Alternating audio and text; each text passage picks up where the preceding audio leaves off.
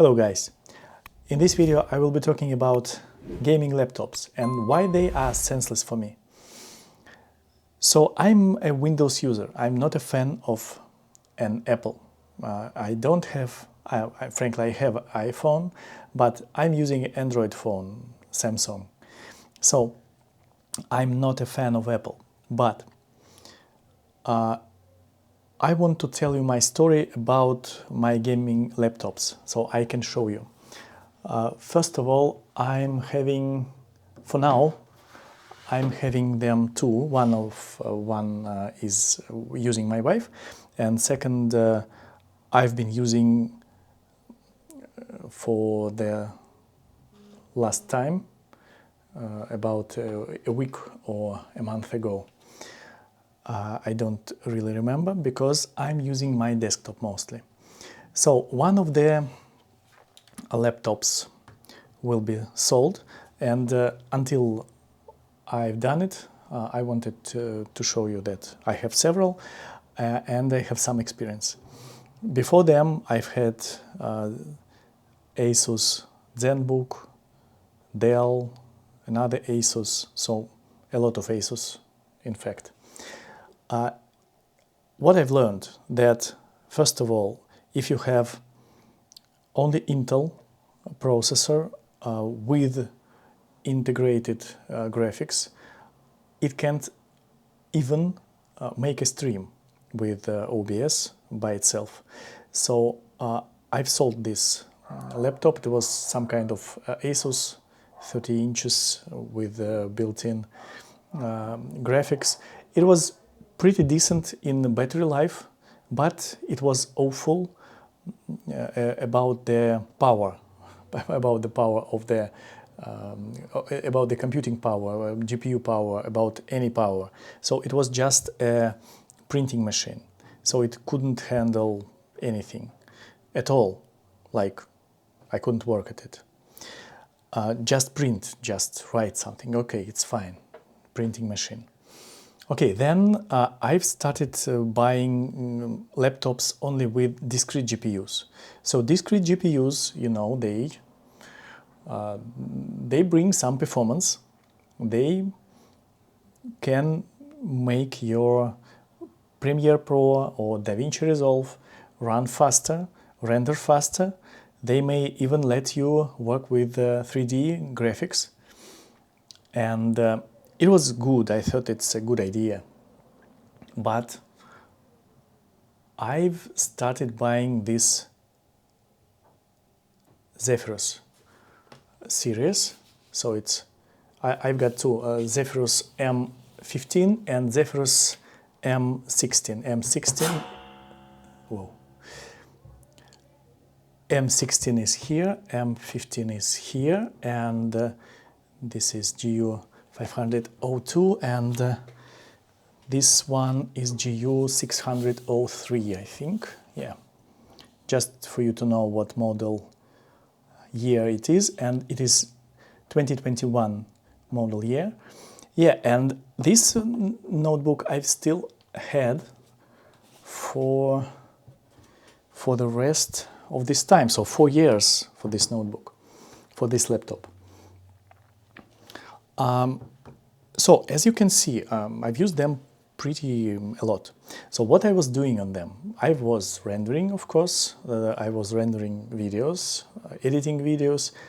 It was a good experience, and it was a good performance. But it has some buts. I've bought both notebooks, both laptops. First, this one, M15. I bought M15 right after I sold my M1 MacBook Pro. I've bought this first series of MacBooks on ARM processors, and I was, you know, it was something like a miracle. It was really great that Apple made a processor on ARM that was performing really, really good. And I've tried it, and even I've made some reviews on another channel, on my old channel. So it was a good PC. It was good for working, for rendering, you know, overall, for all. There were two problems for me for this, for the MacBook M1 first edition. So first of all, I've bought, of course, base model because I wanted to try it. I know I haven't used it. I haven't used Mac at all before this. No, I've used it on my work, but I haven't used it for my personal use. So I wanted to try MacBook, and I've tried it, and I liked it, but the RAM was 8 gigabytes of RAM, and it was clearly not enough for me, but the laptop was able to do Blender and some gaming engines, and like Unreal Engine. Yeah, it was running on this computer, so it was hugely optimized. It was unbelievable for me. It was very cool, very good, and I liked it. But what I didn't like, that those 3D programs and gaming engine like Unreal Engine, they were running, but they were draining battery very fast. So I've seen that it wasn't optimized at all, and I've seen that my battery is dying almost every day. Like, not like every day, minus 1% of the capacity, but it was close to it. It was, you know, in my mind that I'm killing it. So I've decided that maybe I should buy a true gaming laptop and just always plug it in and use it, you know, as a desktop, but everywhere. That was the idea. I think most of people have this idea. So just you have like a very powerful computer all alone with you. And I've started buying these Zephyruses. So this is pretty good machines. They are thin, they are light for their performance, of course, and you can buy them with top hardware. But again, there was some buts. They can work without their power supply, but they work really small amount of time. So if you charge them up to 100%, they may last, both of them, I think. Maybe M16 is a bit better, M15 is a bit worse, but it was about 3, 4, maximum 5 hours if I wasn't doing something at all, like it was working like a printing machine for this amount of time, about 5 hours maximum. And frankly, I almost never charged them up to 100%, as ASUS has some kind of battery protection thing that allows you to charge it up to 16%, 60% maximum, 80% maximum, or 100% maximum. And I've always, as I was always used it plugged in, I've used 60%. So in some cases, I've charged it up to 80 or 100%, and I've got the time. It wasn't much.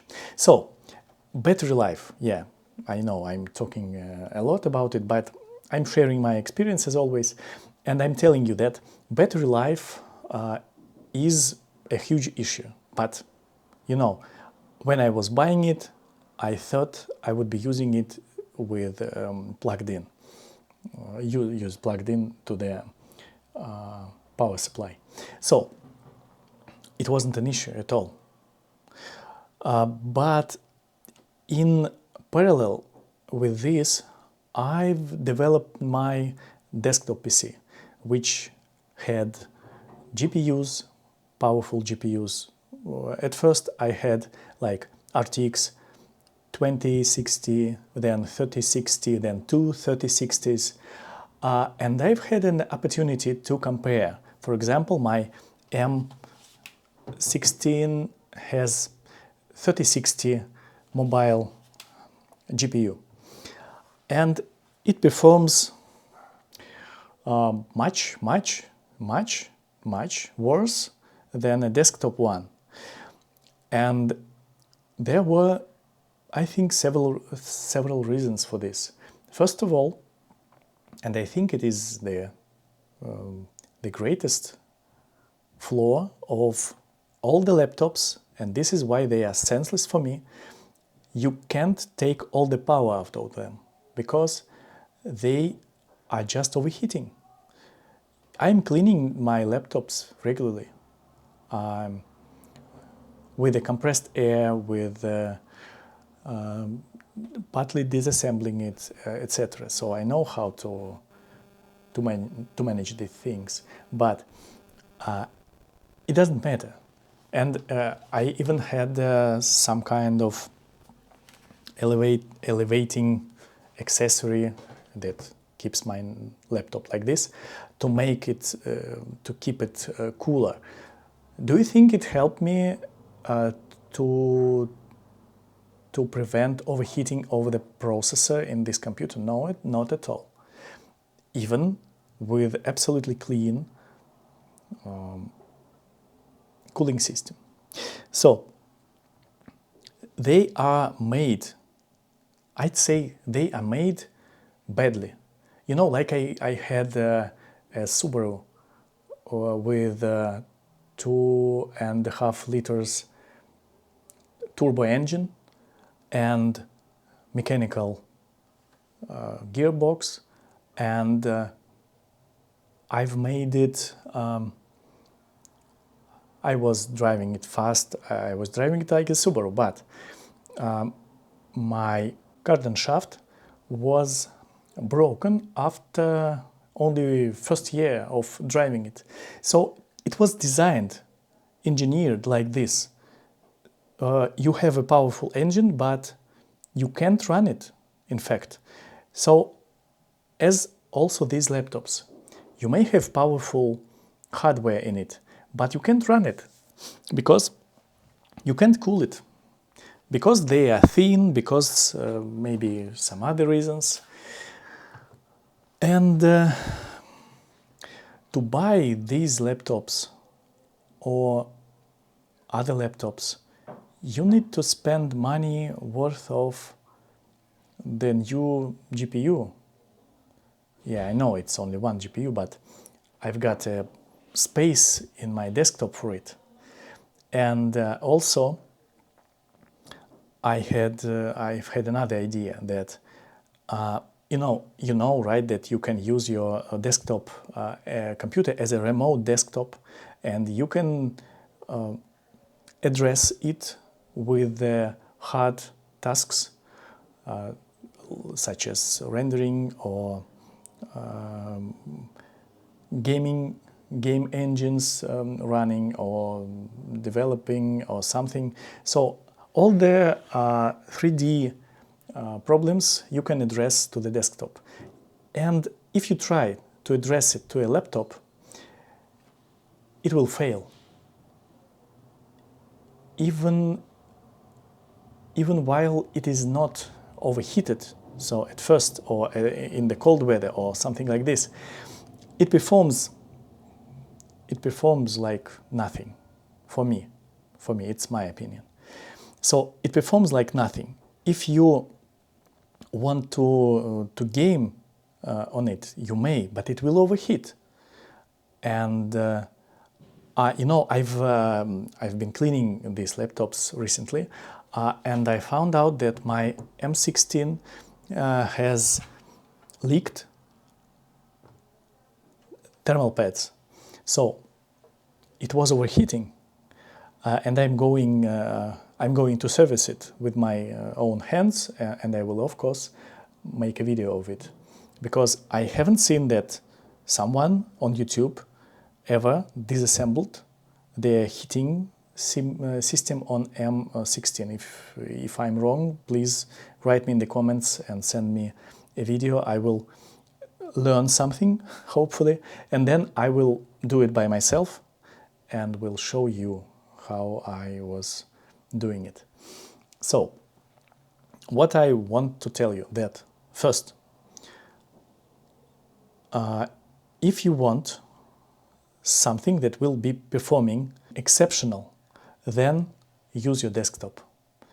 And if you want some stationary workloads like rendering or something, you may use your own desktop or you may use some cloud solutions, of course.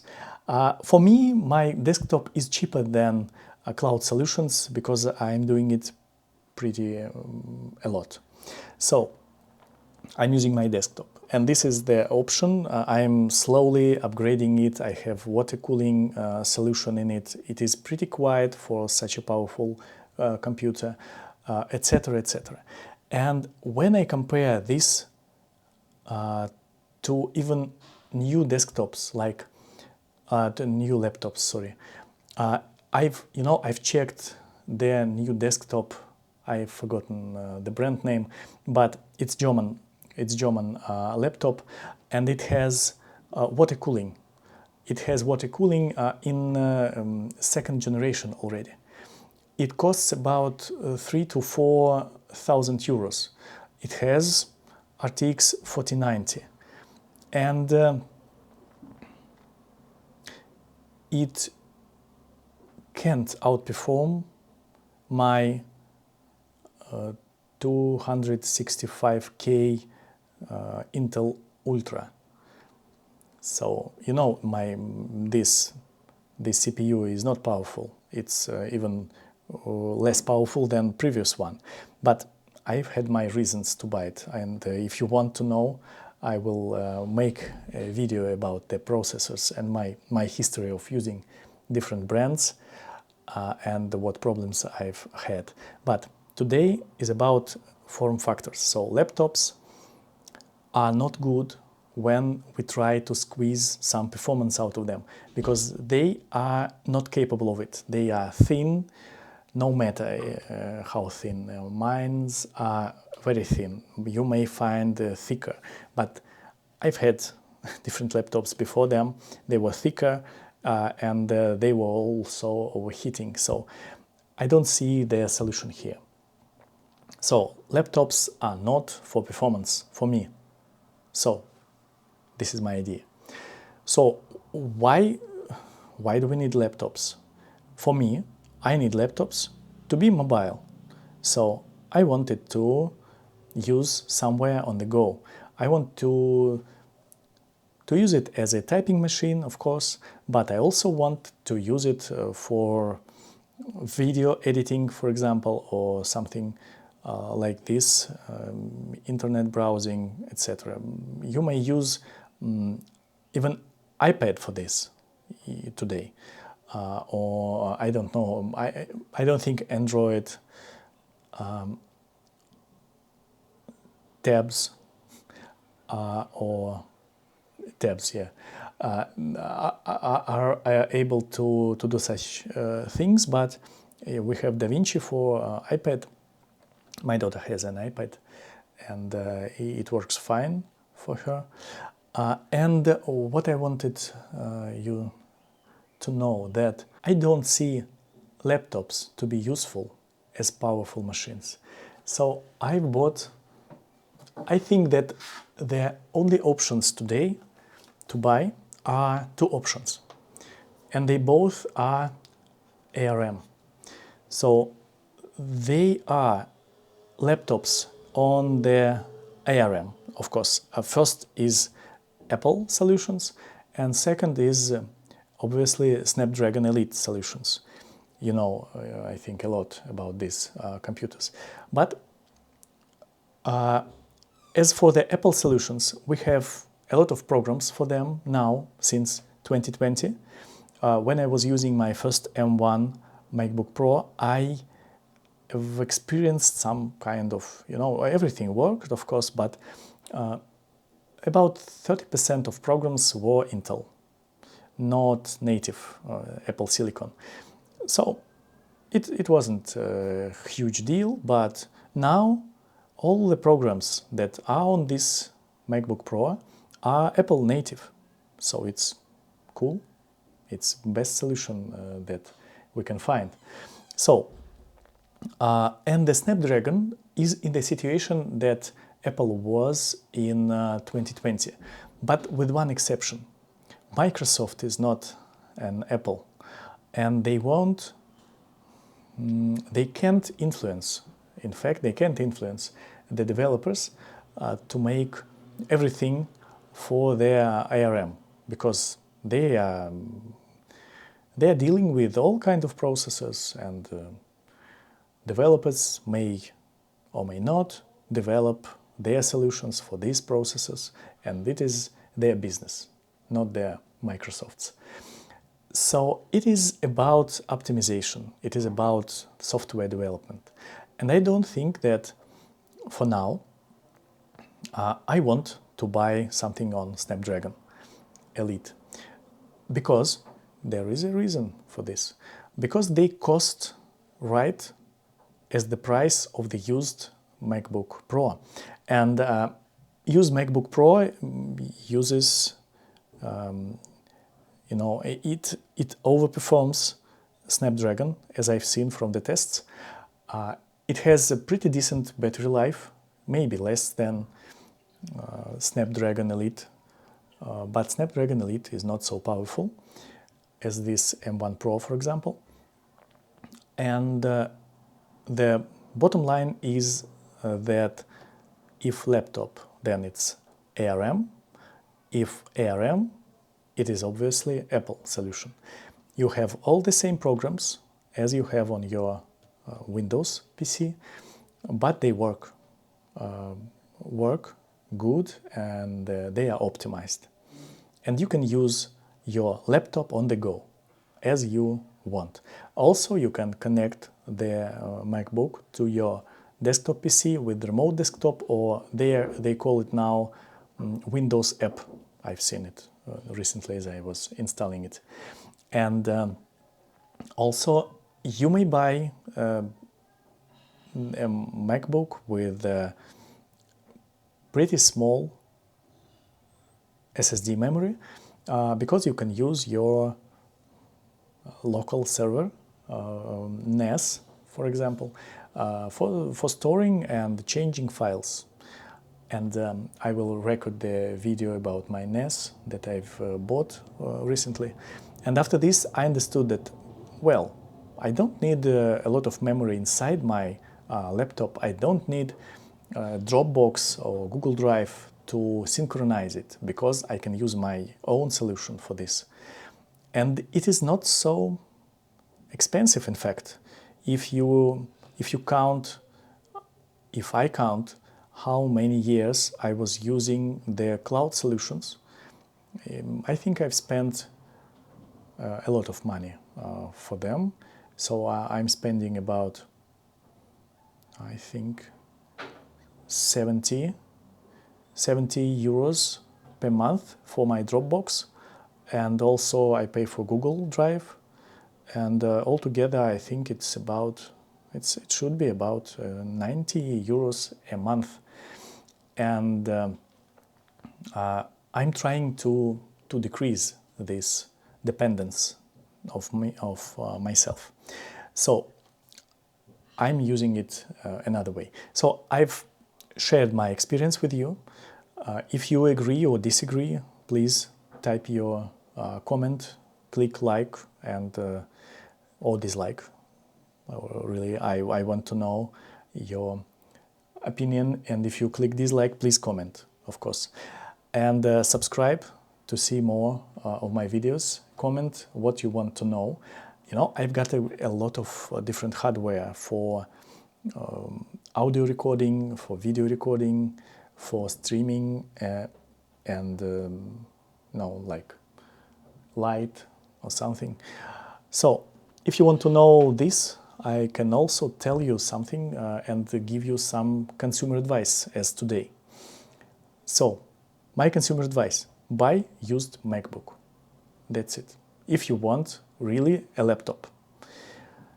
And if you, the only way, if you don't have any place for the desktop computer, you don't have a table at home, you don't have anything, and you need something to play games, then you might buy a gaming laptop. But I choose something with a water cooling solution then. I haven't tried it. Maybe I should, but really I don't see the point. This laptop doesn't have the overheating problem. At least I don't see it now. Maybe I will see it later. And you may play games on the MacBooks also. I know it's not like Windows Play, but it does. And if you are a pro gamer or you need it, I think you would have a desktop. So, okay, this is my opinion. So for me now, this Apple laptop is the best. And I will eventually get rid of my Windows laptops after I will service them and upgrade their cooling systems. Thank you very much for your attention, and bye-bye.